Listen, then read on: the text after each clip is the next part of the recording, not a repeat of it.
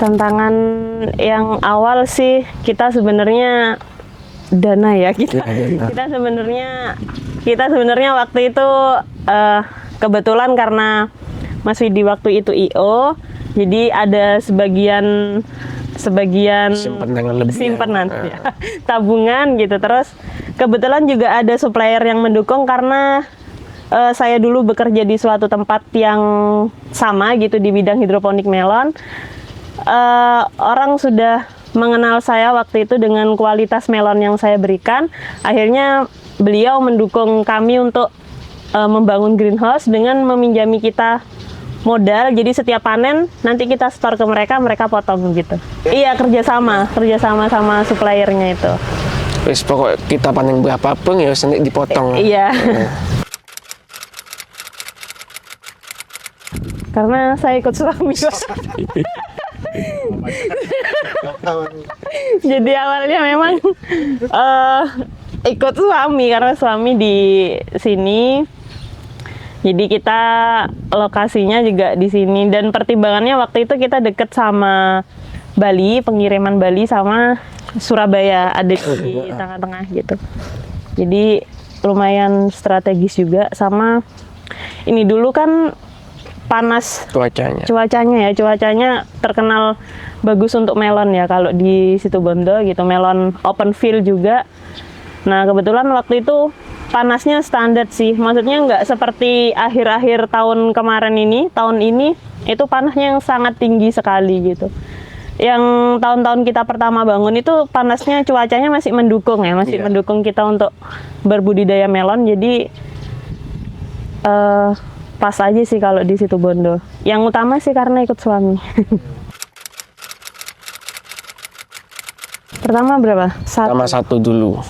Karena pertama kita satu greenhouse, luasan 1000 meter persegi. Itu kita pakai satu orang sama kita bertiga ya. Meski putih dah. Yang punya juga ya kerja.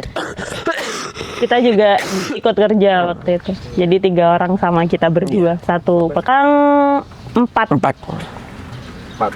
orang.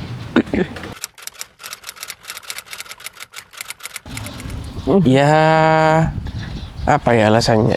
Ya karena pada waktu itu udah ada pekerjaan yang bisa menerima, gitu loh. Sudah musim COVID, udah ada apa, kerjanya tidak bisa, ya dekat di rumah ya mau tidak mau kan penghasilan setiap harinya dari mana kalau udah kita harus nyari. Iya. Kebetulan waktu itu saya yang memang passionnya di situ, memang suka di hidroponik waktu itu. Karena menurut saya hidroponik ini pertanian yang memang panas, tapi menurut saya bersih gitu. Jadi bersih, rapi gitu. Maksudnya bedalah dari pertanian open field gitu. Nah jadi waktu itu saya ngajak Mas Widi waktu itu untuk bisnis berdua di bidang melon ya karena waktu COVID Mas Widi lagi jatuh di bisnis sebelumnya gitu. Jadi kita memutuskan untuk melon. Waktu itu memang harga melon stabil ya. Maksudnya sampai sekarang pun harga melon hidroponik itu stabil ketika kita benar-benar bisa menjaga kualitas yang kita miliki gitu. Jadi kita memilih untuk bertani melon waktu itu. Di ayam itu tahun 2012 mulai pelihara. Terus yang puyuh itu di tahun 2014. Terus lama-kelamaan akhirnya puyuhnya yang terus, ayamnya tidak ada karena kondisi dan lain hal. Jadi karena di puyuh ini, karena pertama di ayam itu kita modalnya terlalu besar. Modalnya terlalu besar karena untuk pelihara per 100 ayam aja itu modal bisa hampir 15 juta. Itu mandiri, kalau mandiri, bukan kemitraan. Tidak pernah kemitraan. Jadi semua itu seperti itu. Harus mengumpulkan uang nanti kan harus beli biasanya kalau ayam itu harus 500 ekor. Jadi biayanya kalau jadi misalnya 10 juta, jadi harus punya uang 50 juta. Tapi kalau di puyuh ini lumayan, kita punya uang misalnya 10 juta atau 5 juta lah buat beli bibitnya. Bibitnya kan cuma harga sekarang itu kan 3.500. Jadi satu per ekor itu. Jadi kita Minimal beli bebas. Biasanya kita beli itu kan 1.000 ekor lah. Jadi 1.000 ekor, jadi dengan total biasanya kan 3,5 juta. Jadi kita enak lah. Tidak terlalu modal besar, tapi kita bisa berjalan usaha itu enak. Nanti nambahnya sedikit ya, tahu kan bulan depan juga nambah lagi. Kalau ayam itu agak sulit, karena modalnya itu harus besar gitu, seperti itu. Tapi kalau dari si keuntungan lebih besar ayam tapi ya. Lebih besar puyuh malah Mas. Iya. Barang kecil lebih besar. Iya, itu minimalis tapi hasilnya maksimal. Berarti teori ekonomi gagal. Iya. Ya, tapi sama ada positif negatifnya juga.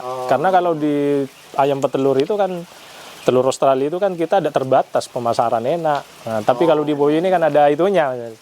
Harus ada iya, ada batasnya. Bisa karena ini bukan masuk barang di kebutuhan pokok, beda dengan ayam petelur itu, karena semua di mana-mana itu sudah ada pedagang-pedagang itu. Kalau puyuh ini kan cuma ya di pasar saja, iya pasarnya terbatas, tidak bisa langsung memperbesar seperti itu. Ini total sekarang ada berapa? Total di kandang ya sekitar 35 ribuan. 35.000 itu puyuh itu telurnya bertelurnya sama ya, pagi sore atau sekali? Puyuh itu telurnya sore. Mulai asar itu sudah banyak. Sampai sekitar paling top itu sekitar jam 8 malam sudah ada sudah. Oh, dari 35.000 bisa berapa kintal? Kalau target kita itu kan per 1.000-nya itu 10 kilo. Jadi kalau 35.000 itu bisa sampai 3 kintal setengah untuk perharinya itu produksi telur itu.